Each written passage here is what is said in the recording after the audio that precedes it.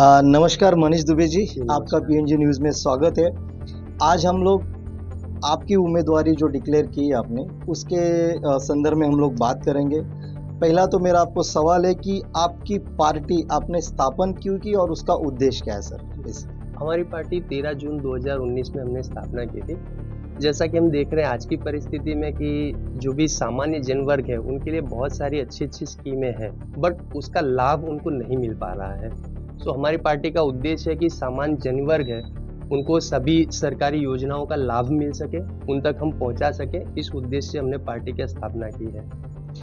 आपने पार्टी की स्थापना 2019 में की, तो आपने वो शुरुआत में कितने मेंबरों के साथ की थी और आज की परिस्थिति कैसी? क्या आपके मेंबर और सब जब कितने पार्टी कैसे? हमने स्टार्ट की थी तब हमारे पास 167 मेंबर्स थे। 167 मेंबर्स के साथ हमने पार्टी स्टार्ट की थी और उसके बाद अभी तक में तकरीबन 500 मेंबर्स हमने और ऐड किए हैं। सो एज़ ऑन डेट आज की डेट में तकरीबन 650-700 मेंबर्स हैं। बराबर। तो आपने मतलब ऐसा कुछ ये 5 साल में कुछ ऐसा किया है कि जो आज के जो गवर्नमेंट से या जो भी है उसके सामने या पब्लिक के लिए उनके लिए कुछ आपने कुछ ऐसे कोई रैली या कुछ उनके लिए कार्य किए जी, कुछ?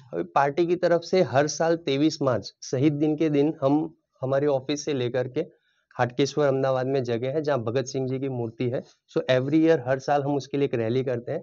एज़ वेल एज़ कोरोना काल में जब लॉकडाउन था, जब एक गवर्नमेंट मशीनरी फेल हो गई थी, गवर्नमेंट सब जगह तक हेल्प और सप्लाई नहीं पहुँचा पा रही थी, तब हमने बहुत सारे ऑर्गेनाइज़ेशंस के साथ मिलकर के नारोल से लेके नरोडा तक का हमारा जो बेल्ट है, वो सारे बेल्ट में सभी लोगों को फूड मिल सके, अनाज मिल सके, खिचड़ी का वितरण किया है और कोई भी उस दौरान भूखा ना रह जाए। ट्रांसपोर्टेशन में भी बहुत सारे लोगों को मदद की है जिसको भी जहाँ अपने यहाँ जाना है। सो उस दौरान जहाँ पे हमने देखा कि गवर्नमेंट मशीनरी अभी नहीं पहुँच पा रही है, तो हम बहुत सारी संस्थाओं के साथ आगे आए थे और काफ़ी सोशल सर्विस प्रोवाइड की है। इसके अलावा दिवाली के टाइम में भी हम देखते हैं कि जो बहुत पिछड़ा वर्ग है, झोपड़पट्टियाँ हैं, जहाँ पे खुशियाँ दिवाली की मिठाइयाँ नहीं पहुँच पाती, तो वहाँ पे हम मिठाइयाँ, स्वीट्स वगैरह डिस्ट्रीब्यूट करते हैं। गवर्नमेंट की बहुत सारी स्कीम्स हैं, जहाँ पे मान लीजिए अभी हमारे गुजरात में मुझे आवक का दाखला भी लेना है, तो सिर्फ़ आवक का दाखला कहने के लिए बहुत सा सरल है, आसान है कि आप जाइए और मिल जाए। बट जो लेने जाता है, उसको ही पता चलता है कि उसमें कितनी तकलीफ़ें आती है। सो आवक के दाखला के लिए भी हम हेल्प आउट करते हैं, सोर्स आउट करते हैं। पार्टी के नाम पे एक नॉर्मल सा एक ऐसा सवाल आ जाता है मन जी। में कि स्वराज क्रांति ही क्यों ऐसा? मतलब आपको क्या लग रहा है कि अभी कुछ स्वराज्य नहीं है, हम स्वराज में रह नहीं रहे क्या नहीं, ऐसा कुछ? स्वराज है बट अभी का आप माहौल आप देखेंगे कि तो थोड़ा-सा डाइज़ीनेस अभी दिख रहा है और स्वराज वैसे स्वराज है बट कई जगह पे हम देखेंगे तो लोगों को वो फ्रीडम और उनका जो रियल राइट है, वो रियल राइट नहीं मिल रहा है। लोग जिस चीज़ के हकदार हैं, वो एक्चुअल राइट्स, एक्चुअल हकदार जो चीज़ों के हैं, जो सर्विसेज़ के हैं, वो उनको नहीं मिल पा रहा है। सो वैसे स्वराज है बट हमारे मायने से अभी वो पूर्ण स्वराज नहीं है। पूर्ण स्व गुजरात के अंदर इतनी बड़ी पार्टियाँ यहाँ पे है। आज आप उनसे सीधा टक्कर ले रहे या क्या आप उनको कैसे चुनौती दे रहे? नहीं, हम किसी से भी टक्कर नहीं ले रहे और हम किसी को चुनौती भी नहीं दे रहे। हम सिर्फ़ एक पब्लिक की आवाज़ बन के सामने आ रहे हैं कि एक समाज का जो दबा कुचला वर्ग है, जो अपने आप को अच्छे से रिप्रेज़ेंट नहीं कर पा रहा है, हम बस उनका रिप्रेज़ेंटेशन बनना चाहते हैं कि हम उनकी आवाज़ सही दिशा में और सही तरीके से पहुँचा सकें। उम्मीदवारी आपके पार्टी की तरफ से आपने एक ही उम्मीदवार आपको ही चुना हुआ है।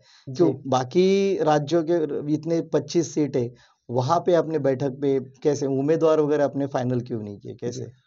अभी जैसे मैंने बोला कि मेरे पेशे की बात करूँ कि तो भगवान के दिया से बहुत अच्छा मेरा पेशा है और मुझे राजनीति में ऐसा जाने की कोई ज़रूरत नहीं है। बट जैसा लास्ट टाइम डिस्कस किया कि जो माहौल है और माहौल को देखते हुए कि लोगों को उनका हक नहीं मिल रहा है, सो एक उनकी सेवा के लिए हमने एंटर किया है इसके अंदर कि भई हम ये राजनीति में आएँ और कुछ बदलाव, कुछ अच्छा करें। हमारा मानना है कि जहाँ पे शिक्षित और अच्छे लोग रहेंगे, तो राजनीति में भी सुधार आएगा। सो जो एक अच्छे कैंडिडेट्स हमको चाहिए, जो पढ़े-लिखे और अच्छे कैंडिडेट्स हो, वैसे पढ़े-लिखे और अच्छे कैंडिडेट्स अभी हमको नहीं मिल पाए। इसके लिए हमने सभी सीटों से कैंडिडेट्स नहीं उतारे हैं। जी। घोषणा पत्र के अंदर आपने ऐसे क्या मुद्दे हैं जो कि आपके अलग है, अच्छे लग रहे या आपने किसको रिपीट किया हुआ है? ऐसा कुछ लग रहा है आपके घोषणा पत्र घोषणा नॉर्मली? पत्र में नॉर्मली हमने जो टारगेट किया है, वो जो युवा वर्ग और महिलाओं को मेन टारगेट किया है बिकॉज़ जो युवा धन है, वही कल का भविष्य है। सो आज देखेंगे कि मेरे देश का ज़्यादातर युवा धन फॉरेन की तरफ अट्रैक्ट हो रहा है। उसे ऐसा लग रहा है कि भई इंडिया में अपॉर्च्युनिटीज़ नहीं है, मेजॉरिटी माइग्रेशन हो रहा है।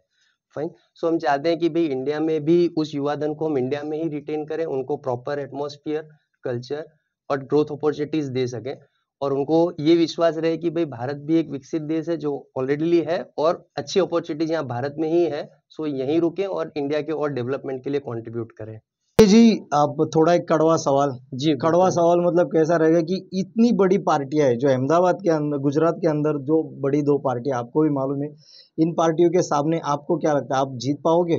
क्या क्या लगता है आपको? बिल्कुल, हम हमारा पूरा प्रयास करेंगे जीतने का और पूरी शक्ति के साथ लड़ेंगे, और कुछ ऐसा आक्रोश भी है प्रजा के बीच में, तो उस फील्ड में जब हम उतरते हैं और लोगों के आक्रोश को देखते हैं तो हमें ऐसी आशा है कि बिल्कुल निश्चय से हम आप ये जीतेंगे। आपने पहले ये आपने कुछ एक आपकी इंफॉर्मेशन दी थी कि जिसमें आपके पार्टी के मेंबर आपने गिने, आप इतने कम मेंबर के तौर पे आप इलेक्शन लड़ने जा रहे, तो आपके आपके डिपॉजिट का चिंता नहीं, आपकी डिपॉजिट जब्त हो सकती है, ऐसा कुछ आपको डर नहीं लगता है? नहीं, बिल्कुल नहीं, दिया का काम है प्रकाश फैलाना। सो हमारी पार्टी में कम सभ्य खरी और मेंबर्स हो सकता है शायद कम हो, पर एक दिए से जितना अंधेरा दूर हो सकता है वो उतने प्रकाश फैला के अंधेरा दूर करने की कोशिश करता है। सो हमारा भी यही वो है कि हम एक लोगों की आवाज बने और जहां तक उनकी आवाज पहुंचा सके वहां तक पहुंचाएंगे। हमारे क्षेत्र में लोगों का पूर्ण समर्थन है हमें, और हमें ये भी आशा है कि हो सकता है हम विजयी भी हों, और विजयी ना हुए तो हो सकता है कि सेकंड या थर्ड लार्जेस्ट पार्टी बन के उभरे अहमदाबाद से। तो सर, हम जो आज की जो परिस्थिति देख रहे हैं भारत के अंदर या नेशनल लेवल पे देख रहे हैं, एक वॉशिंग मशीन का डर लगा दिखाते हैं, तो आपको वो डर नहीं है? नहीं वो वॉशिंग मशीन वाली पार्टी तो है भारत के अंदर, आप उसका डर नहीं लग रहा है? जी बिल्कुल, सब कोई अपने-अपने हिसाब से काम करते हैं तो वॉशिंग मशीन अपनी जगह रहेगी।